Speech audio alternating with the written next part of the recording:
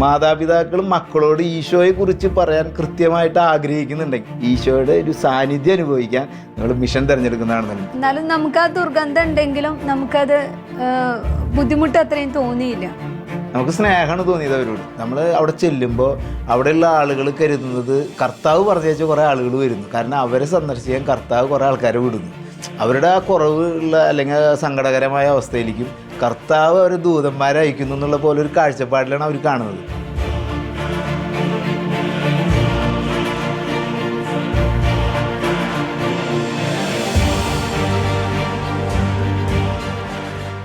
Warriors of faith എന്ന പ്രോഗ്രാമിൻ്റെ പുതിയ എപ്പിസോഡിലേക്ക് എല്ലാ പ്രേക്ഷകർക്കും സ്നേഹപൂർവ്വം സ്വാഗതം. കുടുംബങ്ങൾക്ക് വേണ്ടി ജീവിതം മാറ്റിവെച്ച വിശുദ്ധരായ വ്യക്തികളുണ്ട്. കുടുംബങ്ങൾക്ക് വേണ്ടി വലിയ പ്രവർത്തനങ്ങൾക്ക് വേണ്ടി സ്വയം സമർപ്പിച്ച സന്യാസ സമൂഹങ്ങളുണ്ട്. എന്നാൽ ഇന്ന് കുടുംബങ്ങൾ തന്നെ മിഷണറിമാരായി ഈശോയ്ക്ക് വേണ്ടി ഇറങ്ങുന്ന ഒരു കാഴ്ചയാണ് നമ്മൾ കണ്ടുകൊണ്ടിരിക്കുന്നത്. അത്തരത്തിലുള്ള കുടുംബങ്ങളെയാണ് നമ്മൾ ഈ ഒരു പ്രോഗ്രാമിലൂടെ പരിചയപ്പെടുന്നത്. ഇന്ന് നമ്മൾ എത്തിയിരിക്കുന്നത് തൃശ്ശൂർ അതിരൂപതയിലെ ആർത്താറ്റ് ഇടവകയിലുള്ള ലാസർ ജ്യോതി ദമ്പതികളുടെ കുടുംബത്തിലേക്കാണ്. അവരുടെ വിശേഷങ്ങൾ നമുക്ക് കേൾക്കാം. സ്നേഹപൂർവ്വം സ്വാഗതം. ആദ്യം ഒന്ന് പരിചയപ്പെടുത്തി. മക്കൾ 3 പേരാണ്. അപ്പം അവരുടെ വിശേഷങ്ങളും ഒക്കെ ഒന്ന് പറഞ്ഞ് നമുക്ക് തുടങ്ങാം. എൻ്റെ പേര് ലാസർ. ഞാനൊരു പ്രൈവറ്റ് വെജിറ്റബിൾ മാർക്കറ്റിൽ വർക്ക് ചെയ്യുന്നു. VKG അഡോണ എന്ന് പറഞ്ഞ ഗ്രൂപ്പിൻ്റെ കൂടെ.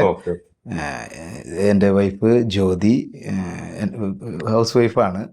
വീട്ടിലെ കാര്യങ്ങളൊക്കെ ചെയ്ത് ഇത്തരം കാര്യങ്ങൾ ചെയ്യുന്നു. മൂത്ത മകള് സാറ മരിയ. അവൾ +2 കഴിഞ്ഞു. CAയുടെ ഒരു കോഴ്സിൻ്റെ സ്റ്റാർട്ടിങ്ങിലേക്ക് കടന്ന് അങ്ങനെ മുന്നോട്ട് പോകുന്നു. രണ്ടാമത്തെ മകള് സാന്റ റോസ്. അവള് +1 ചേർന്നു. 10ാം ക്ലാസ് കഴിഞ്ഞ് +1. മൂന്നാമത്തെ ആള് സാവിയോ. അവൻ 10ാം ക്ലാസ്സിലേക്ക് എത്തി. അപ്പം അതിൻ്റെ സ്റ്റാർട്ടിങ്ങിലാണ്. അങ്ങനെ ഞങ്ങളുടെ കുടുംബം സന്തോഷമായിട്ട് പോകുന്നു. അപ്പം നമ്മൾ ഈ ഒരു മിഷൻ അനുഭവത്തിൻ്റെ ഒരു പശ്ചാത്തലത്തിലാണ് നമ്മളിങ്ങനെ കൂടിയിരിക്കുന്നത്. അപ്പോൾ സാധാരണ നമ്മൾ പരിചയപ്പെട്ട കുടുംബങ്ങൾ കൂടുതലും എനിക്ക് തോന്നുന്നു ഇത്രയും മുതിർന്ന കുട്ടികളായിട്ട് പോയിട്ടുള്ളവർ വളരെ ചുരുക്കം കുടുംബങ്ങളാണ്. കൊച്ചു കുട്ടികളായിട്ട് വളരെ ചെറിയ കുട്ടികൾ, അല്ലെങ്കിൽ കുട്ടികൾക്ക് ഈ ഒരു മിഷൻ യാത്രയുടെ ഒരു ഗൗരവം അറിയാത്ത കുട്ടികളെ കൊണ്ട് പോയിട്ടുള്ളവരാണ്. അപ്പം എങ്ങനെയാണ് ഇവരെ ഈ കാര്യങ്ങൾ പറഞ്ഞ് മനസ്സിലാക്കി കൂടെ കൊണ്ടുപോകാൻ സാധിച്ചത്? എങ്ങനെ? ഇത് ഈ ചോദ്യം ആദ്യം എന്നോട് ചോദിച്ചത് എൻ്റെ അമ്മ, പിന്നെ എനിക്ക് വേണ്ടപ്പെട്ട വളരെ അടുത്ത ബന്ധുക്കൾ, എൻ്റെ സുഹൃത്തുക്കൾ. അവർ ചോദിച്ചത്, നിങ്ങൾ ഇത്രയും മുതിർന്ന കൊച്ചുങ്ങളായിട്ട് നീ ഒരു പരിചയമില്ലാത്ത സ്ഥലത്തേക്ക് പോകാൻ എനിക്ക് തലയ്ക്ക് എന്തെങ്കിലും പ്രശ്നമുണ്ടോ എന്നാണ് ആദ്യമായിട്ട് ചോദിച്ചത്. ഈ ചോദ്യം വളരെ പ്രസക്തമാണ്. ഞാൻ പറഞ്ഞ പോലെ കൊച്ചുങ്ങളൊക്കെ ആയിട്ട് അവർ നമ്മുടെ കയ്യിൽ ഒതുങ്ങുന്ന പ്രായത്തിൽ പോകുന്നതിനേക്കാളും റിസ്ക് ഉണ്ട് മുതിർന്ന കൊച്ചുങ്ങൾ, പ്രത്യേകിച്ച് ഇപ്പം കൊച്ചുങ്ങളാണ്. നമുക്ക് കൃത്യമായിട്ട് ഭാഷ അത്ര ഹാൻഡിൽ ചെയ്യാൻ പറ്റാത്തൊരു സ്ഥലത്തേക്ക്, അല്ലെങ്കിൽ നമുക്ക് തീരെ പരിചിതമല്ലാത്തൊരു സ്ഥലത്തേക്ക്, സഹായത്തിന് ഒരു പക്ഷേ ആരും ഇല്ലാത്തൊരു അവസ്ഥയിലേക്ക് നമ്മൾ പോകുമ്പോൾ എൻ്റെ ഉള്ളിലുണ്ടായി ഉത്കണ്ഠ മറ്റു പലരും ചോദിച്ചപ്പോൾ അത് ഇരട്ടിക്കുകയാണ് ചെയ്തത് സത്യത്തിൽ. പിന്നെ നമുക്കിങ്ങനെ ജീസസ് യൂത്തുമായി ബന്ധപ്പെട്ട് ഞാൻ കുറേ വർഷമായിട്ട് ഇതിൻ്റെ പിന്നാലെയുണ്ട്. അപ്പോൾ നമ്മുടെ ഒരു ഫിലിപ്പ് കോഴ്സ് മുതൽ അതിൻ്റെ സ്റ്റുവർഷിപ്പ് വരെ കഴിഞ്ഞ് നിൽക്കുകയാണ്. പിന്നെ അടുത്തൊരു കോഴ്സ് സ്റ്റാർട്ട് ചെയ്യുമ്പോൾ അതിൻ്റെ കൂടെ നമ്മൾ പോകണം എന്നൊക്കെ ആഗ്രഹിക്കുന്ന ഒരു വ്യക്തിയാണ്. അപ്പോൾ അതിൻ്റെ ഒരു ഇങ്ങനെ അനുധാവനം ചെയ്യുന്നൊരു വ്യക്തിയാണ്. അപ്പോൾ ഞാൻ മനസ്സിൽ ചിന്തിക്കുന്നത്, നമുക്ക് ഈ 1 ഇയർ കമ്മിറ്റ്മെൻ്റ് ഒക്കെ എടുത്ത് കൊച്ചുങ്ങൾ പോകുന്നൊക്കെ ഞാൻ ഒരുപാട് കണ്ടിട്ടുണ്ട്. ഫുൾ ടൈമേഴ്സായിട്ട് അവരൊക്കെ നമ്മൾ വളരെ അഭിനന്ദിക്കണം, അല്ലെങ്കിൽ വളരെ അവർ ഗൗരവപൂർവ്വം കാണേണ്ട ഒരു വിഷയമായിരുന്നു. അത് കഴിഞ്ഞപ്പോൾ ഞാൻ എൻ്റെ വിവാഹം കഴിഞ്ഞ് മക്കളായി കുടുംബമായപ്പോൾ ഞാൻ ഒതുങ്ങിപ്പോയി, സത്യത്തിൽ ഒതുങ്ങിപ്പോയി. പക്ഷേ ഞാനിങ്ങനെ ചിന്തിക്കണം, ഇപ്പോൾ അടുത്ത കാലത്ത് വീണ്ടും ജീസസ് യൂത്ത് അങ്ങനെ ഒരു പ്ലാറ്റ്ഫോം തുറക്കുകയാണ്. ഫാമിലികൾക്കും മിഷന് പോകാം, അങ്ങനെ ഒരു സാധ്യതയുണ്ട്. അപ്പോൾ ഞങ്ങളിങ്ങനെ ഒരു പ്രത്യേക ഒരു സാഹചര്യത്തിൽ വെളപ്പായ എന്നൊരു സ്ഥലത്ത് ചെല്ലുകയും അവിടെ ഒരു പ്രൈസ് ആൻഡ് വർഷിപ്പിൻ്റെ ആവശ്യത്തിനായിട്ട് പോയത്. ഞങ്ങൾ വിളിച്ചാണ് മിഷൻ, അന്നൊരു മിഷനുമായി ബന്ധപ്പെട്ടൊരു മീറ്റിംഗാണ് അവിടെ നടക്കുന്നത്. അപ്പോൾ അതറിയാതെയാണ് ഞാൻ ചെന്നത്. പക്ഷേ ചെന്നപ്പോൾ ഞങ്ങൾക്ക് 2 പേർക്ക് അതൊരു ഇൻട്രസ്റ്റിംഗ് ആയിട്ട് തോന്നി. അപ്പോൾ നമുക്ക് ഒരു പോവല്ലേ, ജ്യോതിയാണ് എന്നോട് ചോദിച്ച് നമുക്ക് മിഷന് പോയാലോ എന്ന്. അപ്പോൾ ഞാൻ നമുക്ക് ഇത്രയും മുതിർന്ന കൊച്ചുങ്ങൾ, നമ്മൾ 5 പേര് മിഷന് പോവുക, ഒരു ഐഡിയ ഇല്ലാത്ത സ്ഥലത്തേക്ക് പോവുക. ഞാൻ എൻ്റെ ചെറുപ്പത്തിൽ യുവത്വത്തിലൊക്കെ ഞാൻ പോയിട്ടുണ്ട്. ആന്ധ്രാപ്രദേശായിരുന്നു തൃശ്ശൂർ സോണിൻ്റെ മിഷൻ സ്ഥലം. അപ്പോൾ അവിടെയൊക്കെ പോയിട്ടുണ്ട് എൻ്റെ ചെറുപ്പത്തിൽ. ഞങ്ങൾ ടീമായിട്ടൊക്കെ പോയിട്ടുണ്ട്. ഒറ്റയ്ക്ക് അപ്പോഴും പോയിട്ടില്ല. ഇത് ഒറ്റയ്ക്ക് പോകണം, അങ്ങനെയാണ് അവരൊരു ഡയറക്ഷൻ പറയുന്നത്. ഒറ്റയ്ക്ക് പോകണം എന്ന് വെച്ചാൽ ഒരു ഫാമിലി മാത്രമായിട്ട് പോകുന്നു എന്നുള്ളത്. അപ്പോൾ അങ്ങനെ ഒരു കൺഫ്യൂഷൻ എനിക്കുണ്ടായിരുന്നു. പക്ഷെ ഇത് കർത്താവാണ് ക്രമീകരിക്കുക, കർത്താവാണ് കൊണ്ടു നടക്കുക. നമ്മളൊരു സ്റ്റെപ്പ് വെക്കണം, നമ്മളൊരു മിനിമം ധൈര്യം കർത്താവിൽ പ്രത്യാശ വെക്കാൻ പഠിക്കണം. അപ്പോൾ ഒരു സ്റ്റെപ്പ് നമ്മൾ വെച്ചാൽ അടുത്ത സ്റ്റെപ്പ് കർത്താവ് സിമ്പിളായിട്ട് നമ്മളെ കൈയിൻ്റെ അടിയിൽ കൊണ്ടു നടക്കും. നമ്മളെ അത് വലിയ അത്ഭുതം പോലെ നമുക്ക് ഫീൽ ചെയ്യാൻ പറ്റും. അപ്പോൾ ആ ഒരു തുടക്കം എങ്ങനെയായിരുന്നു ശരിക്കും? ജ്യോതിയാണല്ലോ ആദ്യം ഇങ്ങനെ പറഞ്ഞത്, ലാസറിനോട് പറയുന്നത്. അപ്പോൾ എന്താണ് അങ്ങനെ നമുക്ക് പോകാം, വെറുതെ ഒരു ഇഷ്ടം തോന്നിയതാണോ അല്ലെങ്കിൽ അത് ആലോചിച്ചിട്ട് പറഞ്ഞതാണോ, എങ്ങനെയാണ്? അല്ല, നമ്മള് ജീസസ് യൂത്തിലുള്ളപ്പോഴൊക്കെ എനിക്ക് ഏറ്റവും ഇഷ്ടമുള്ള ഒരു ആളായിരുന്നു മോസസും കുടുംബവും. അപ്പൊ രാജേഷ് മോസസും കുടുംബവും. അപ്പൊ അവര് ചെയ്യുന്നതൊക്കെ കണ്ടപ്പോ നമുക്കും ഒരു മാസമെങ്കിലും നമുക്ക് പറ്റണമെങ്കിൽ ആ നേരം ഒന്ന് ഉണ്ണീശോയ്ക്ക് മാറ്റി വെച്ച് കഴിഞ്ഞാൽ അതിൽ നമുക്ക് ഏതെങ്കിലും ഒരു ആത്മാവിനെ നമുക്ക് കിട്ടുകയാണെങ്കിൽ അത് തമ്പുരാനു വേണ്ടി നമ്മൾ ചെയ്യുന്ന ഒരു വലിയൊരു കാര്യമല്ലേ. നമ്മളെ സൃഷ്ടിച്ചിട്ട് ഇത്ര നാളുണ്ടാക്കിയിട്ട് നമ്മളെ കൊണ്ട് ഒന്നും ചെയ്യാണ്ടിരിക്കുന്നതിനെക്കാട്ടും ഏറ്റവും നല്ലത് അറിയാത്ത ആളുകളുടെ ഇടയിൽ പോയി ഉണ്ണീശോനെ കൊടുക്കുകയല്ലേ. അത് ഏറ്റവും വിജയകരമായ ഒരു മാസമായിട്ടാണ് ഞങ്ങളിപ്പോൾ ആ മാസം എനിക്ക് മനസ്സിലായത്. ഇനി നമുക്ക് ഈ പോയ സ്ഥലത്തെ വിശേഷങ്ങളൊക്കെ പറയാം. എങ്ങോട്ടാണ് പോയത്, അതുപോലെ തന്നെ ആ യാത്ര എങ്ങനെയായിരുന്നു, ഇത്രയും പേര് 3 പേര് മക്കളും ഒക്കെ ആയിട്ടുള്ള ആ യാത്ര എങ്ങനെയായിരുന്നു, അതിനെക്കുറിച്ചൊക്കെ ഒന്ന് പറയാം. ഈ പ്രോഗ്രാമുമായി ബന്ധപ്പെട്ട് ഒലവക്കോട് വെച്ച് ഒരു മിഷൻ ഇതുമായി ബന്ധപ്പെട്ട ഒരു ഔട്ട്റീച്ച് പോലെ വെച്ചിരുന്നു. അപ്പോൾ ഇതിൻ്റെ ഒരു എക്സ്പീരിയൻസിന് വേണ്ടിയിട്ട്. അപ്പോൾ നമുക്ക് പരിചയമില്ലാത്തൊരു സ്ഥലമാണ് ഇവിടുന്ന് ഞങ്ങൾ പാലക്കാട്, അതുപോലെ കേരളത്തിൽ നിന്ന് 10-26 ഫാമിലികൾ ഇതുപോലെ വന്നിരുന്നു. അവരൊക്കെ ഒരുമിച്ച് അവിടെ ഗ്യാദർ ചെയ്തു. പല വീടുകളിലാണ് ഞങ്ങൾ താമസിച്ച നൈറ്റിൽ. എന്നിട്ട് അവരോടൊക്കെ ഈശോയെ കുറിച്ചായിട്ട് ചുറ്റുവട്ടത്തുള്ള വീടുകളിലൊക്കെ പറയാൻ അങ്ങനെ ഒരു അവസരം നമുക്ക് കിട്ടിയിരുന്നു. എന്നിട്ട് അവരെ കൂടി ഉൾച്ചേർത്തിട്ട് ഞങ്ങളൊരു പ്രെയർ ഗ്രൂപ്പ് ഉണ്ടാക്കി. ഞങ്ങൾക്ക് വേണ്ടി സ്ഥിരം പ്രാർത്ഥിക്കുന്ന ഫാമിലി പാർട്ട്ണർ എന്ന് പറഞ്ഞ പാർട്ട്ണർ ഫാമിലി എന്ന് പറഞ്ഞിട്ടൊരു സാധനം അങ്ങനെ സെറ്റ് ചെയ്തിട്ടാണ് ഞങ്ങൾ ഗ്രൂപ്പിടുന്നത്. അപ്പോൾ അവിടെ ചെന്ന് ഞങ്ങളോട് ഈ മിഷനുമായി ബന്ധപ്പെട്ട് മുന്നേ പോയിരുന്ന ആളുകൾ ഇത്തരം കാര്യങ്ങളൊക്കെ പങ്കുവെച്ചു. ഞങ്ങൾ പോയ സ്ഥലങ്ങൾ അവിടെ ഉണ്ട്, ഇങ്ങനെ സംഭവിച്ചു. അപ്പോൾ നമുക്ക് കുറേ കൂടി തീഷ്ണത തോന്നി. കർത്താവ്, ഇത് കുറേ മുന്നേ ചെയ്യേണ്ടതായിരുന്നല്ലോ. കുറേ കൂടി നമ്മൾ എപ്പോഴും പിന്നിലേക്ക് വലിക്കുന്നതിന് നമുക്ക് ചെയ്യാൻ പറ്റില്ല എന്നുള്ളൊരു ചിന്തയാണ്. നമുക്ക് ഇപ്പോൾ അതിനുള്ള സാധ്യതയായിട്ടില്ല എന്നൊരു തോന്നലാണ്. പക്ഷേ ഇത് വളരെ മനോഹരമായിട്ട് ചെയ്യാൻ പറ്റുന്ന അവിടെയുള്ള ആളുകളൊക്കെ പറഞ്ഞു പോയപ്പോൾ അവർ മനോഹരമായിട്ട് അവർ നയിക്കപ്പെട്ടു എന്നൊക്കെ കാണുമ്പോൾ നമുക്ക് ആ ഒരു ആവേശം കയറും. അങ്ങനെ അത് ഞങ്ങൾക്ക് സംഭവിച്ചു. അപ്പോൾ അവിടെ നിന്ന് ചോദിക്കുന്നത്, നിങ്ങൾക്ക് എങ്ങോട്ട് വേണമെങ്കിൽ പോകാൻ പറ്റുമോ എന്നുള്ളൊരു ചോദ്യമാണ്. നിങ്ങൾക്ക് എങ്ങോട്ട് വേണമെങ്കിൽ പോവാം. അപ്പോൾ ഞാൻ പറഞ്ഞു എങ്ങോട്ട് വേണമെങ്കിൽ പോവാം. അപ്പോൾ ഇന്ന സ്ഥലം ഓപ്ഷൻ എന്തെങ്കിലും ഉണ്ടോ എന്നൊക്കെ ചോദിച്ചിരുന്നു. ഞങ്ങൾക്ക് ഒരു ഓപ്ഷനുമില്ല. ഞങ്ങൾ അങ്ങനെ പറഞ്ഞു, ഞങ്ങൾക്ക് ഓപ്ഷനുകളൊന്നുമില്ല. ഇത് കർത്താവ് നയിക്കണം എന്നുള്ളതാണ് ഞങ്ങൾ ആഗ്രഹിക്കുന്നത്. അതുകൊണ്ട് ഞങ്ങൾക്ക് പരിചയമുള്ള സ്ഥലങ്ങളൊക്കെ ഉണ്ട്. ഇപ്പോൾ എനിക്ക് പരിചയമുള്ള ആളുകൾ പല സ്ഥലത്തും, ഇന്ത്യയുടെ പല സ്ഥലത്തും ഉണ്ട്. അപ്പോൾ അതുകൊണ്ട് എവിടേക്കെങ്കിലും പോയാൽ അത് എൻ്റെ ഒരു എന്താ പറയുക, ഒരു ട്രിപ്പായി പോകും. അപ്പോൾ അത് വേണ്ട, കർത്താവ് എവിടേക്കാണ് നയിക്കണം അവിടേക്ക് പോവാം. അങ്ങനെ ഒരു തീരുമാനം ഞങ്ങൾ പറഞ്ഞു. കുറച്ച് ദിവസം കഴിഞ്ഞിട്ടാണ്, ഒരു മാസമൊക്കെ കഴിഞ്ഞിട്ടാണ് അവിടെ നിന്ന് ഒരു വിളി വരുന്നത്. ഈ മിഷൻ ടീമിൻ്റെ വിളി വന്നു, നിങ്ങൾക്ക് നേപ്പാളിലേക്ക് പോകാൻ പറ്റുന്നത്. അത് ഞങ്ങളൊന്ന് ഞെട്ടിച്ച് കളഞ്ഞു. കാരണം ഞങ്ങൾ നോർത്ത് ഈസ്റ്റ് വരെയൊക്കെയാണ് നമ്മളെ പ്രതീക്ഷ. നോർത്ത് ഈസ്റ്റിലോ സൗത്തിലോ ഒക്കെ സാധ്യത അടുത്തുള്ള സ്ഥലങ്ങൾ. അപ്പോൾ ഇത് നേപ്പാൾ എന്ന് പറഞ്ഞപ്പോൾ ഞങ്ങൾ രണ്ടുപേരും അങ്ങോട്ടും ഇങ്ങോട്ടും മുഖമൊക്കെ ഒന്ന് നോക്കിയത് എന്താ ചെയ്യണ്ടേ. അപ്പോൾ എന്നാൽ ശരി നമുക്ക് പോവാം, നേപ്പാളിൽ പോവാം. അപ്പോൾ അവർ ചോദിക്കുന്ന ലാംഗ്വേജൊക്കെ അറിയുമോ എന്ന് ചോദിച്ചു. ലാംഗ്വേജ് ഇപ്പം ഞാൻ ഗൾഫിലൊക്കെ ഉണ്ടായിരുന്നിട്ട് വലിയ കുറേശ്ശെ ഹിന്ദി പറയും.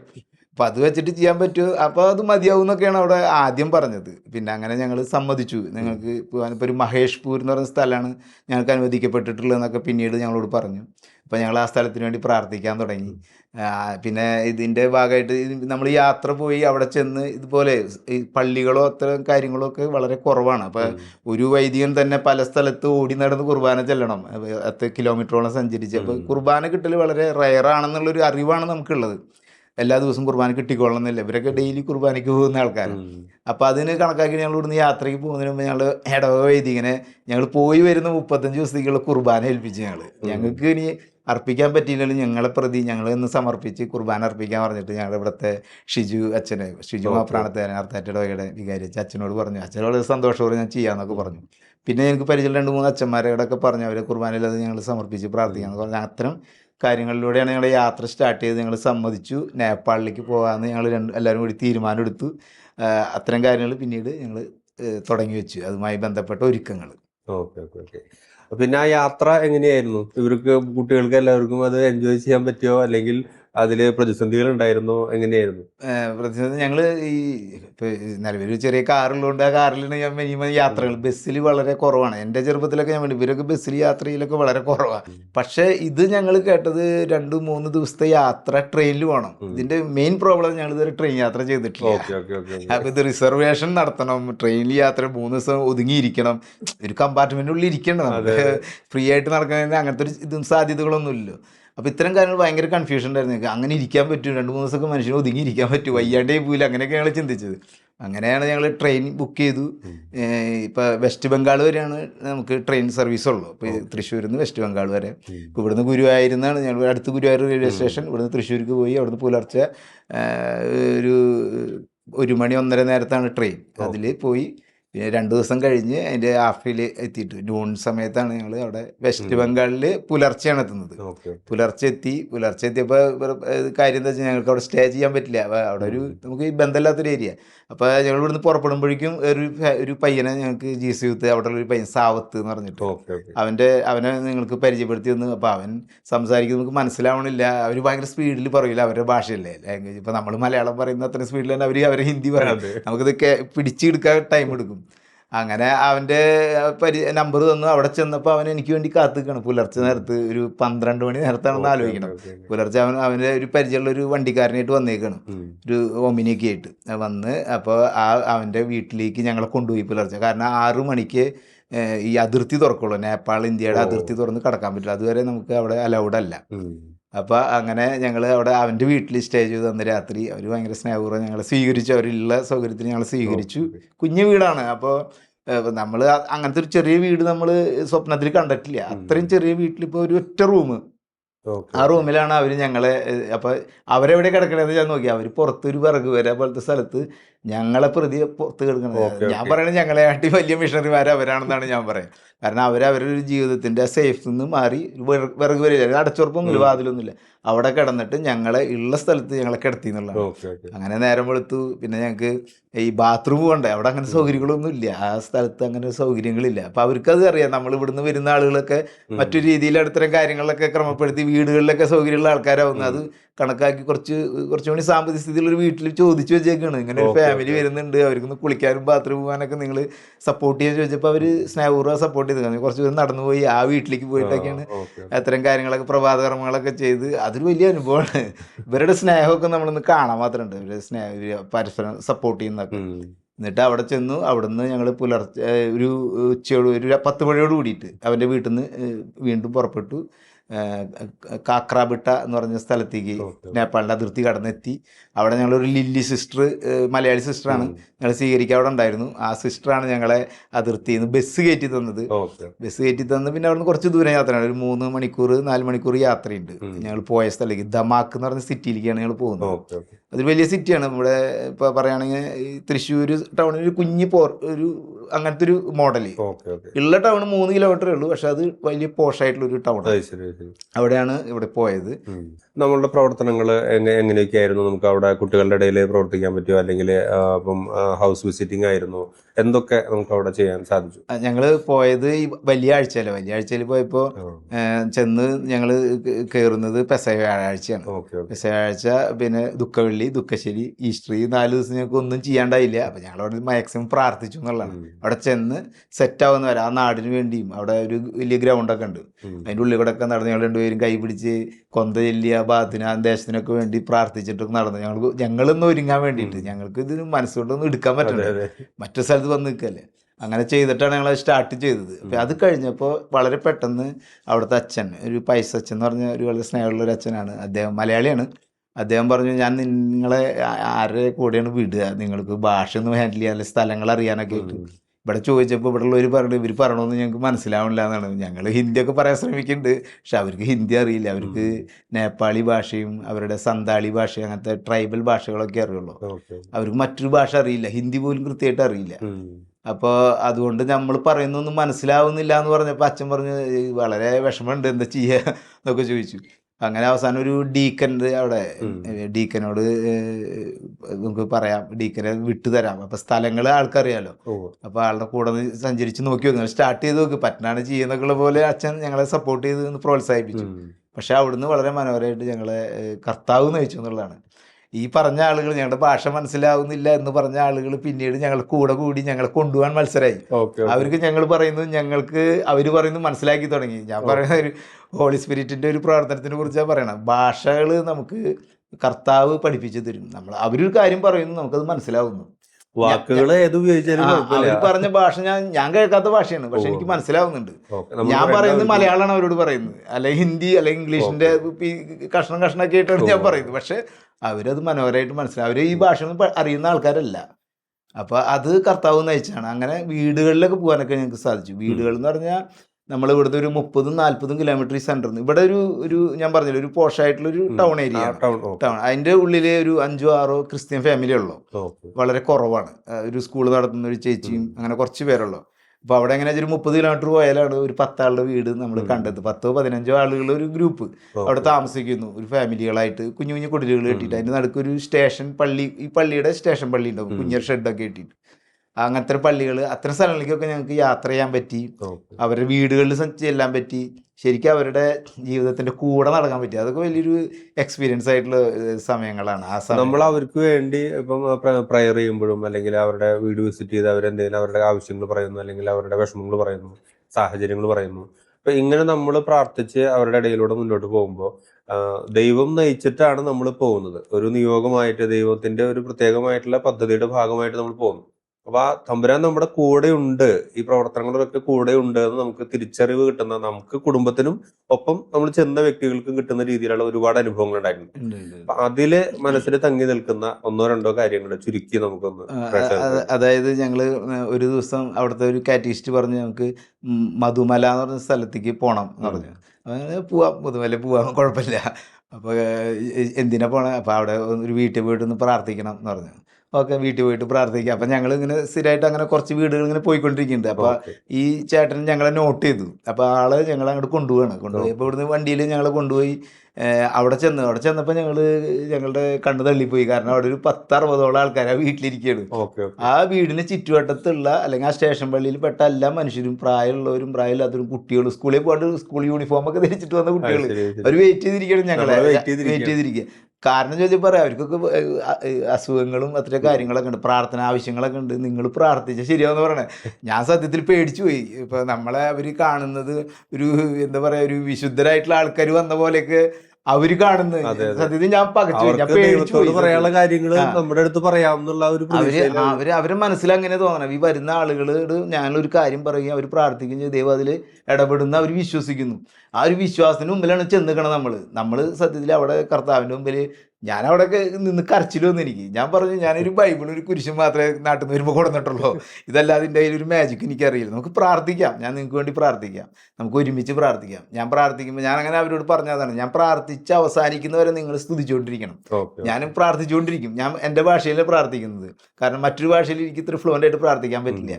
പ്രാർത്ഥിച്ചുകൊണ്ടിരിക്കുമ്പോൾ നിങ്ങൾ സ്തുതിച്ചാൽ മതി, നിങ്ങൾ കർത്താവിനെ സ്തുതിച്ച് ആരാധിക്കുക, അപ്പോൾ കർത്താവ് ഇടപെടും. അങ്ങനെ പറഞ്ഞ് അപ്പോൾ നോക്കുമ്പോൾ ഇവരൊക്കെ ഈ എൻവലപ്പിൽ ഈ പൈസ വെച്ച്, അവരെ സിസ്റ്റം അങ്ങനെയാണ്, അതിൻ്റെ ഉള്ളിൽ പൈസ വെച്ചിട്ട് അതിന് മീത് പേര് എഴുതിയേക്കുക. എന്നിട്ട് പറയാം, ഈ ആള് ഇന്ന ആള്, ഇത് സീത, ഇയാൾക്ക് ഇന്നതാണ് അസുഖം, അപ്പോൾ അതിനുവേണ്ടി പ്രാർത്ഥിക്കണം. അപ്പോൾ ഞാൻ പറഞ്ഞു, ഈ കാശൊന്നും എനിക്ക് വേണ്ട, ഞാൻ ഇവിടുന്ന് 1 രൂപ പോലും തിരിച്ചു കൊണ്ടുപോകാൻ വന്ന ആളല്ല, ഞാൻ മേടിക്കൂല, നിങ്ങൾക്ക് പേര് പറഞ്ഞു തന്നാൽ മതി, പേര് പറയാനുള്ള ആളുടെ അസുഖം എന്താന്ന് പറയാൻ ഞാൻ പ്രാർത്ഥിച്ചുകൊണ്ടിരിക്കുകയാണ്. അങ്ങനെ നിർത്താതെ ഞങ്ങൾ 2-3 മണിക്കൂർ പ്രേസ് ചെയ്ത് അവർക്ക് വേണ്ടി പ്രാർത്ഥിച്ച്. അവിടെ ചെറുപ്പക്കാർ, ഒരു കോളേജിലേക്ക് പോണ കൊച്ചൊക്കെയാണ്, ഡിഗ്രിക്കാരിയൊക്കെയാണ്. കൊച്ചൊക്കെ നിന്ന് വാവിട്ട് നിലവിളിച്ച് കരയായിരുന്നു. അത്രയും ഒരു ഉള്ളു തുറവി എല്ലാവരും കിട്ടിയെന്ന്, ഒരു ഉള്ളിലൊരു സ്നേഹവും, ഈശോയുടെ സ്നേഹം ഒരു പ്രസൻസ് അവർക്ക് ഫീൽ ചെയ്യുന്നുണ്ട്, നമുക്ക് ഫീൽ ചെയ്യുന്നുണ്ട്. തീർച്ചയായിട്ടും നമ്മൾ ഇതുപോലെ ഒരു എക്സ്പീരിയൻസിന് മുമ്പിൽ ചെന്നിട്ടില്ല. കർത്താവ് നിലയിറങ്ങി മനുഷ്യന്മാരെ അനുഗ്രഹിക്കുന്നത് നമ്മുടെ കണ്ണുകൂടെ കാണുന്നു. ദൈവം ഇല്ലാന്ന് ഒരിക്കലും പറയാൻ പറ്റില്ല. അതാണ് നമ്മുടെ ഒരു എക്സ്പീരിയൻസിന്റെ അവസാനം. ദൈവം ഉണ്ടോ ഇല്ല എന്നുള്ളൊരു കൺഫ്യൂഷൻ മനുഷ്യൻ ചില സമയങ്ങളിൽ വരും. ദൈവമേ, നീ ഇത് കാണുന്നില്ലേ, നീ ഉണ്ടായിട്ട് ഇങ്ങനെയാണോ എന്നൊക്കെ ചോദിക്കില്ലേ. ആ ചോദ്യം നമ്മുടെ മനസ്സിൽ വരില്ല. കാരണം ദൈവമുണ്ട്, ദൈവം ഉള്ളതുകൊണ്ടാണ് ഇങ്ങനെ ഇടപെടുന്നത് ചെയ്യുന്നത്. അത് സമയത്തിനുള്ളൊരു ചെറിയ ഗ്യാപ്പുകൾ ഉണ്ടാവും. നമ്മുടെ ആവശ്യങ്ങൾക്ക് കിട്ടാനുള്ളൊരു സാധ്യത, ടൈമിൻ്റെ വ്യത്യാസം ഉണ്ടാവാം. അപ്പോഴേക്കും നമ്മൾ അതിൽ കലുഷിതമാവേണ്ട കാര്യമില്ല നമ്മുടെ ഹൃദയം. അപ്പം അത്രയേ ഉള്ളൂ. കർത്താവിനുള്ള സിമ്പിളായിട്ട് ചെയ്യാൻ പറ്റും. നമ്മുടെ വിശ്വാസം ഉറപ്പിക്കുന്ന കുറച്ച് അനുഭവങ്ങൾ അങ്ങനെ അവിടെ വെച്ചിട്ടുണ്ടായി. അത് വളരെ ഇവർക്കൊക്കെ അത് മനസ്സിലായി എന്ന് ഞാൻ വിശ്വസിക്കുന്നു. കുട്ടികളെ ഞാൻ ഉദ്ദേശിച്ചത്രേ ഉള്ളൂ. നമ്മൾ കുറേ ഈശോയെ കുറിച്ച് ഇവരോടൊക്കെ പറഞ്ഞു. ഇപ്പം ഞാൻ ക്ലാസ് എടുക്കാനോ അല്ലെങ്കിൽ എന്തെങ്കിലും ഒരു സെഷനൊക്കെ പോകുമ്പോൾ ഇവരും കൊണ്ടുപോകുമ്പോൾ അവർ കേൾക്കുന്നുണ്ട്, അപ്പൻ ഇതൊക്കെ പറയുന്നുണ്ട്, ഇവരുടെ അപ്പൻ ഇതൊക്കെ പറയുന്നത് അവർ കേൾക്കുന്നുണ്ടാവായിരിക്കാം. പക്ഷെ അവർ ഉള്ളിലേക്ക് എത്തിയോന്ന് എനിക്കറിയില്ല. പക്ഷെ നമ്മൾ മാതാപിതാക്കൾക്കോട് എനിക്ക് പറയാനുള്ളൊരു കാര്യം, മാതാപിതാക്കൾ മക്കളോട് ഈശോയെ കുറിച്ച് പറയാൻ കൃത്യമായിട്ട് ആഗ്രഹിക്കുന്നുണ്ടെങ്കിൽ അത് കൃത്യമാണെന്ന്. ഇത് ഈശോ ഉണ്ട്, ഈശോ ഇല്ലാതെ അല്ല നമ്മൾ മുന്നോട്ട് പോകുന്നത്, ഈശോയാണ് നമ്മളെ നയിക്കുന്നത്. അങ്ങനെ പറയാൻ ആഗ്രഹിക്കുന്നുണ്ടെങ്കിൽ ഈശോയുടെ ഒരു സാന്നിധ്യം അനുഭവിക്കാൻ നിങ്ങൾ മിഷൻ തിരഞ്ഞെടുക്കുന്നതാണെന്നല്ല. മിഷന് നിങ്ങൾ ഒരു മാസമെങ്കിലും പോകാൻ പറ്റിയാൽ, കൂടുതൽ ചെയ്യാൻ പറ്റിയ കർത്താവിൻ്റെ കരുണ എന്ന് പറയാം. അങ്ങനെ ഒരു ഉള്ളു തുറവി കിട്ടിയാൽ, ഒരു സാധ്യത കിട്ടിയാൽ അതൊരു വലിയ അനുഗ്രഹമാണ്. ഇതിന്റെ ഭാഗമാവാൻ പറ്റുക എന്നുള്ളത് ശരിക്കും മക്കളുടെ ഒരു വിശ്വാസ ജീവിതത്തെ വളർത്താനും ഒരു ദൈവാനുഭവം ഉണ്ടാവാനും. നമ്മളിത് എന്ത് പറഞ്ഞു, ഒരു 15 കൊല്ലം കാറ്റഗിസം പഠിച്ച്, ഞാനും പഠിച്ചതല്ലേ, കാറ്റഗിസം പഠിച്ചതിൻ്റെ അപ്പുറത്ത് വലിയൊരു ഉണർവ് അല്ലെങ്കിൽ വലിയൊരു വിശ്വാസത്തിൽ ഇവർ വന്ന് നിൽക്കും. ഈ തലമുറയ്ക്ക് വരാൻ പറ്റും. ഈ തലമുറയുടെ എല്ലാ പ്രശ്നങ്ങളുടെ ചോദ്യങ്ങളുടെ ഉത്തരം കർത്താവ് അവിടെ മിഷനിൽ കാണിച്ചു തരും. മിഷനിൽ അമ്മ അതുപോലെയാണ് ദൈവം ഇടപെടുന്നത്. തീർച്ചയായിട്ടും.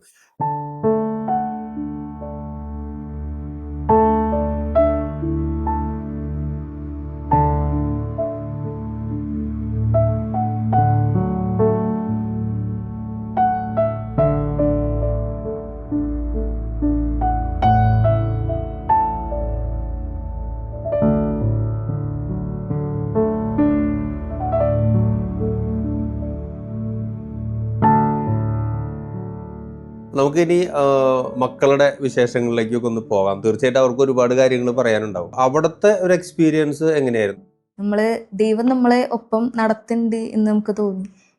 പിന്നെ വീട്ടുകളിലൊക്കെ പോകുമ്പോ ആദ്യത്തെ ദിവസങ്ങളിലൊക്കെ അപ്പനമ്മയൊക്കെയാണ് പ്രാർത്ഥിച്ചത്. പിന്നെ അപ്പം പറഞ്ഞു, നിങ്ങൾക്ക് ഒരു ഇതുണ്ടാവണം എന്ന് വിചാരിച്ചിട്ടാണ്, നിങ്ങൾക്ക് ഒരു അനുഭവം ഉണ്ടാവണം എന്ന് വിചാരിച്ചിട്ടാണ് ഞങ്ങൾ നിങ്ങളെ കൊടുന്നത്. എന്നിട്ട് പിന്നെ നിങ്ങൾ മിണ്ടാണ്ടിരുന്നിട്ട് കാര്യമില്ല, ഇനി അടുത്ത വീട് മുതൽ നിങ്ങൾ പ്രാർത്ഥിച്ചോളൂ എന്ന് പറഞ്ഞു. എന്നിട്ട് ഓരോ വീട്ടില് അടുത്ത വീട്ടില് നീ പ്രാർത്ഥിച്ചോ, അടുത്ത വീട്ടില് നീ പ്രാർത്ഥിച്ചോ, അങ്ങനെയൊക്കെ പറഞ്ഞു. അപ്പൊ ഞങ്ങൾ എന്ത് പറയാനാ, ഞങ്ങള് കുഞ്ഞതല്ലേ, ഞങ്ങൾ എന്ത് പറയൂ, അങ്ങനെയൊക്കെ ചോദിച്ചു. അപ്പൊ പറഞ്ഞു, ഈ ഞങ്ങൾ പ്രാർത്ഥിച്ചാൽ മതി എന്ന് പറയും. എന്നിട്ട് അവിടെ കയറി ഇങ്ങനെ പ്രാർത്ഥിച്ചു തുടങ്ങിയ പിന്നെ എന്തെങ്കിലുമൊക്കെ ഇങ്ങനെ അങ്ങനെ നന്നായി പ്രാർത്ഥിക്കാനൊക്കെ പറ്റിയ ആ ദിവസങ്ങളില് ഓരോ വീട്ടുകളിലൊക്കെ കയറിയിട്ട് അങ്ങനെയൊക്കെ നല്ലൊരു അനുഭവമായിരുന്നു. സാന്റമോൾക്ക് എന്താണ് പറയാനുള്ളത്? എനിക്ക് പറയാനുള്ളത് എന്താന്ന് വെച്ചാ, ഞാൻ അവിടെ ചെന്നപ്പോ എനിക്ക് തോന്നിയത് അവിടെ എല്ലാരും ഭയങ്കര സ്നേഹമുള്ളവരാണ്. അപ്പൊ അവര് ഭയങ്കര കൂട്ടാണ്. അവരുടെ കൂടെ നടക്കുമ്പോ നല്ല സന്തോഷാണ്. ഇവിടത്തെക്കാട്ടും സന്തോഷമായിരുന്നു അവിടെ ചെന്നപ്പോ. പിന്നെ അവിടെ ഉള്ളവരൊക്കെ പാവങ്ങളാണ്. അപ്പൊ അവിടെ പോകുമ്പോ അവർക്ക് എന്തേലൊക്കെ കൊണ്ടു കൊടുക്കുക, അങ്ങനെയൊക്കെ ഒരു ചിന്ത എനിക്ക് വന്നു. എനിക്ക് അവിടെ ഒറ്റയ്ക്ക് പോകണമെന്ന് ആഗ്രഹമുണ്ട്, ഫാമിലി ആയിട്ട് പോകണമെന്ന് ആഗ്രഹമുണ്ട്. അത്രയ്ക്കും സന്തോഷമായിരുന്നു അവിടെ. ഇനി സാവിയോക്ക് എന്താണ് പറയാനുള്ളത്? അവർക്ക് ഭയങ്കര സ്നേഹമാണ്, നമ്മളോട് ഭയങ്കര സ്നേഹമൊക്കെയാണ്. അവരുടെ ആതിഥ്യ മര്യാദ എന്നൊക്കെ പറയും, വളരെ ഡിഫറെന്റ് ആണ്. കയ്യും കാലൊക്കെ കഴുകുക നമ്മുടെ. അപ്പൊ നമുക്ക് ഞെട്ടിപ്പോവും, കയ്യും കാലൊക്കെ കഴുകണ വെറൈറ്റി പരിപാടിയാണ്, കണ്ടിട്ടില്ല. അപ്പൊ അവിടുത്തെ പഴയ പള്ളിയൊക്കെ മണ്ണുകൊണ്ട് ഉണ്ടാക്കിയത് ഞങ്ങള് വരുന്ന സമയത്ത് തന്നെ ഒരു കാറ്റിലൊക്കെ പെട്ടിട്ട് പൊളിഞ്ഞു വീണു. അപ്പൊ നമ്മളത് കണ്ടപ്പോ പള്ളി കാണുമ്പോ നമ്മുടെ ഇവിടുത്തെ പള്ളിയൊക്കെ കുറെ കാശൊക്കെ ചെലവാക്കിയിട്ട് ഭയങ്കര ഡെക്കറേഷൻ വർക്ക്, സ്കൾപ്ചർ അങ്ങനെയൊക്കെ ആയിട്ട്, അവിടെ ആണെങ്കിൽ മണ്ണുകൊണ്ടൊക്കെ ഉണ്ടാക്കിയിട്ട് ഒരു ചെറിയൊരു കുടില് പോലെ ഉണ്ടാക്കിയിട്ട് അതാണ് അവര് പള്ളിയായിട്ട് ഉപയോഗിക്കണേ. അവര് ബലിവീടുണ്ടെങ്കിൽ അവർക്ക് അവിടെ കുർബാന അർപ്പിക്കുക, അത്രേ ഉള്ളൂ.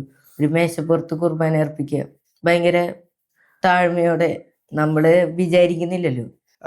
ജ്യോതിക്ക് എന്താണ് ഇതിൽ ചേർത്ത് പറയാനുള്ളത്? അവിടെ ചെന്ന് നമ്മൾ പല രീതിയിലുള്ള അനുഭവങ്ങളോടെ കടന്നു പോയിട്ടുണ്ടാവും, പലതരത്തിലുള്ള വ്യക്തികളെ കണ്ടിട്ടുണ്ട്, അവർക്ക് വേണ്ടി പ്രാർത്ഥിച്ചിട്ടുണ്ട്, പല രീതിയിലുള്ള പ്രോഗ്രാമുകൾ നമ്മളോട് ചെയ്തിട്ടുണ്ടാവും. അതിലൊക്കെ എങ്ങനെയാണ് ദൈവം നമ്മളെ കൈപിടിച്ച് നടത്തിയത്? അതുപോലെ നമുക്ക് മറക്കാനാവാത്ത ചില 1-2 അനുഭവങ്ങളൊക്കെ ഒന്ന് പറയാൻ പറ്റുകയാണെങ്കിൽ. എനിക്കിപ്പോൾ ഒരു ചെറിയൊരു കാര്യം ഓർമ്മ വരികയാണ്. എൻ്റെ ഒരു ചെറിയ കാര്യമാണെങ്കിലും അത് വലിയൊരു കാര്യം തമ്പുരാൻ നടത്തി തന്ന ഒരു കാര്യമായിട്ടാണ് എനിക്ക് തോന്നുന്നത്. ഞങ്ങളിങ്ങനെ ഓരോ വീട് വിസിറ്റിങ്ങിനും പോയോണ്ടിരിക്കുമ്പോൾ ഒരു ചെറിയ കുടിലിൽ ചെന്നു. കുടിലിൽ ചെന്നപ്പോൾ വീട്ടിലെ 2 മക്കളാണ്, അപ്പച്ചനും അമ്മച്ചിയും ഉണ്ട് അവിടെ ആ വീട്ടിൽ. അപ്പോൾ ഞങ്ങൾ നോക്കുമ്പോൾ തൊട്ടപ്പുറത്ത് വേറൊരു ഷെഡ് കാണാനുണ്ട്. അപ്പോൾ 2 മക്കളിൽ ഒരു മോനെ അവിടെ കാണാമല്ലോ. അപ്പം മറ്റേ മോനെ എവിടെയാണെന്ന് ചോദിച്ചപ്പോൾ പറഞ്ഞു അവനിങ്ങനെ വയ്യാതെ അവിടെ കിടക്കാമെന്ന്. അപ്പോൾ ഞങ്ങളോട് പറഞ്ഞു അവന് വയ്യാത്ത കാരണമാണ് അവൻ ഇങ്ങോട്ട് വരാത്തതെന്ന് പറഞ്ഞു അവരുടെ അമ്മച്ചി പറഞ്ഞു. അപ്പോൾ അമ്മച്ചിയോട് പറഞ്ഞു മോനെ കാണാൻ ഞങ്ങൾക്ക് പറ്റുമോ എന്ന് ചോദിച്ചു. അപ്പോൾ അമ്മച്ചി പറഞ്ഞു അവിടെ ഭയങ്കര സ്മെല്ലാണ് എന്ന് പറഞ്ഞു. അപ്പോൾ അവർ പറഞ്ഞ് സോറിയാസിസാന്ന് ഞങ്ങൾക്ക് മനസ്സിലായിട്ടുണ്ടായിരുന്നില്ല, കേട് അതാന്ന് മനസ്സിലായിരുന്നില്ല. അവിടെ ചെന്ന് അവർ പറഞ്ഞു തരുന്നത് നമുക്ക് തന്നെ അവരുടെ ഭാഷയാണല്ലോ, അപ്പം നമുക്കറിയാത്തതിൻ്റെ കുഴപ്പമാണ് അത്. അവിടെ ചെന്ന് ഞങ്ങൾ ആ റൂമിലേക്ക് ചെന്നു. അപ്പോൾ ആകെ ഇടിഞ്ഞു പൊളിഞ്ഞു വീഴാറായിട്ടുള്ള ഒരു വിറകുപെരയുടെ സമാനമായിട്ടുള്ള ഒരു സ്ഥലമാണ്. വീടിൽ നിന്ന് കുറച്ച് ഡിസ്റ്റൻസ് ആയിട്ടാണ് അത് വെച്ചുള്ളത്. അപ്പോൾ ഞങ്ങൾ അവിടെ ചെന്നപ്പോൾ ഇവൻ അവിടെ ചുരുണ്ടുകൂടി കിടക്കുന്നുണ്ട്. അപ്പം ഞങ്ങളുടെ വിചാരം നന്നായി വയസ്സായ ഒരു അപ്പാപ്പനാണെന്നാണ് കണ്ടപ്പോൾ മനസ്സിലായത്. ആകെ മൂടി പുതച്ച് കിടക്കുന്നുണ്ട്, ഇവൻ്റെ മുഖം മാത്രമേ കാണാനുള്ളൂ. ചെറുതായി കാണാനുള്ളൂ. അപ്പോൾ ഞങ്ങൾ എന്നിട്ട് അവൻ്റെ അടുത്ത് നിന്ന് പ്രെയർ ചെയ്തു. ഞങ്ങൾ തിരുരക്തത്തിൻ്റെ പ്രെയർ ചെയ്തു. അതിനുശേഷം ബന്ധന പ്രാർത്ഥന ചൊല്ലി. അതിനുശേഷം ഞങ്ങൾ ആ വീട്ടിൽ നിന്ന് തിരിച്ചു പോയി. 3 ദിവസം കഴിഞ്ഞപ്പോൾ അവിടെ സാറ്റർഡേ ആണ് നമ്മുടെ പോലെ ഹോളി വീക്കായിട്ട് ആഘോഷിക്കുന്നത്. അപ്പോൾ ആ ദിവസം ഞങ്ങൾ പള്ളിയിൽ കുർബാന ഉണ്ട്. ഞങ്ങൾക്ക് എല്ലാ ദിവസവും അവിടെ കുർബാന കിട്ടിയിരുന്നു. അപ്പോൾ അന്നത്തെ കുർബാനയുടെ സമയത്ത് കുർബാന സ്വീകരണം കഴിഞ്ഞ് കഴിഞ്ഞാൽ കുർബാന സ്വീകരിക്കാത്ത എല്ലാവരുടെയും തലയിൽ കൈവച്ച് വൈദികൻ പ്രാർത്ഥിക്കുന്ന സമയമാണ്. അപ്പോൾ എല്ലാ പിള്ളേരും ലൈനായിട്ട് വന്ന് നിൽക്കും. അപ്പോൾ ഇവൻ വെറുതെ ഒരു മുണ്ട് ചുറ്റിയിട്ട് എടുത്തിട്ടാണ് ഈ കുട്ടി വന്നിട്ടുള്ളത്. പിന്നെ ഇവൻ്റെ തലയിൽ കൈവച്ച് പ്രാർത്ഥിച്ച് അച്ഛൻ പറഞ്ഞയച്ചു ഇവനെ. ഞങ്ങൾ പുറത്തിറങ്ങിയപ്പോൾ അച്ഛനോട് ചോദിച്ചു, അച്ഛാ ഇതാരാത് എന്ന് ചോദിച്ചു. എന്തോ ഒരു വയ്യായുള്ള മായിട്ട് ഒരു മേത്ത് മുഴുവൻ ഇങ്ങനെ കളർ ഡിഫറൻസ് കാണാണ്ട് നമുക്ക് അവൻ്റെ. അപ്പോൾ ചോദിച്ചപ്പോൾ അച്ഛൻ പറഞ്ഞു, ഈ കുട്ടിയുടെ വീട്ടിലല്ലേ നിങ്ങൾ ഇന്നാൾ പോയിരുന്നേന്ന് പറഞ്ഞു. 3 ദിവസം മുന്നേ 3 ദിവസം പോയത്. അപ്പോൾ ഞങ്ങൾക്ക് അതൊരു വലിയ ഒരു അനുഭവമായി. പിന്നെ ഞങ്ങൾ അവന്റെ അടുത്ത് സംസാരിച്ചു. മാറിയിട്ടാണ് ആള് വന്നിരിക്കുന്നത്. അച്ഛൻ്റെ അടുത്ത് പ്രാർത്ഥിച്ചിട്ട് 3-ാം ദിവസത്തേക്ക് കുർബാനയ്ക്ക് വന്നിരിക്കുന്ന ആള്. അപ്പൊ നമുക്ക് മുറിവ് പറ്റി കഴിഞ്ഞാൽ ഈ പൊറ്റടർന്ന ഒരു റോസ് കളർ വരുമല്ലോ, അതുപോലെ ശരീരം മുഴുവൻ അങ്ങനെയാണ്. അപ്പൊ ഞങ്ങൾ അവിടെ വീട്ടിൽ പോയപ്പോൾ ആ ഒരു ദുർഗന്ധം ഉണ്ടായിരുന്നു. ശരീരം, മനുഷ്യ ശരീരം അളിഞ്ഞൊരു മണല്ലേ, നിൽക്കാൻ പറ്റില്ല. പക്ഷെ നമ്മൾ കർത്താവിന്റെ സ്നേഹത്തെ പ്രതി നന്നായി കരഞ്ഞു പ്രാർത്ഥിച്ചു എന്നുള്ളതാണ് അവിടെ. കർത്താവ് ഞങ്ങൾക്ക് എന്താ ചെയ്യാൻ പറ്റുമെന്ന് ഞങ്ങൾ പ്രാർത്ഥിച്ച ആ സമയത്ത്.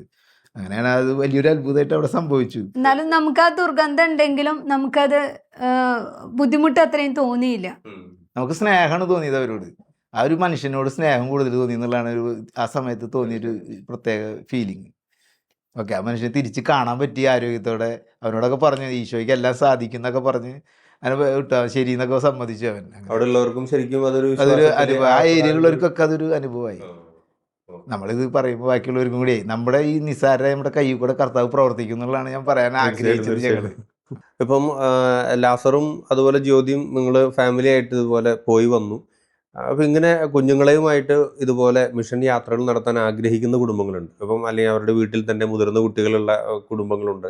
അപ്പം അങ്ങനെയുള്ളവരോട് നിങ്ങൾക്ക് എന്താണ് പോയി വന്നതിൻ്റെ വെളിച്ചത്തിൽ എന്താണ് നിങ്ങൾക്ക് പറയാനുള്ളത്? 1-2 കാര്യങ്ങളാണ് എനിക്ക് പെട്ടെന്ന് പറയുന്നത്. ഒന്ന്, നമ്മുടെ സാന്നിധ്യം. നമ്മൾ പറയുന്നു നമ്മൾ ക്രിസ്ത്യാനികളാണ്, യേശുവിൻ്റെ പിന്നാലെ നടക്കുന്നു, യേശുവിനെ പോലെ രൂപപ്പെടാനായിട്ട് ആഗ്രഹിക്കുന്നു എന്നൊക്കെ പറയുമ്പോഴും എൻ്റെ ഒരു സാന്നിധ്യം കൊണ്ട് മറ്റൊരാളുടെ വിശ്വാസം കുറേ കൂടി ബലപ്പെടുമെങ്കിൽ ചിലപ്പോൾ നമുക്ക് വേറെ ഒന്നും ചെയ്യാൻ പറ്റില്ലായിരിക്കും. നമ്മൾ അവിടെ ചെല്ലുമ്പോൾ അവിടെയുള്ള ആളുകൾ കരുതുന്നത് ഈ കർത്താവ് പറഞ്ഞേച്ച കുറേ ആളുകൾ വരുന്നു. കാരണം അവരെ സന്ദർശിക്കാൻ കർത്താവ് കുറേ ആൾക്കാരെ വിടുന്നു.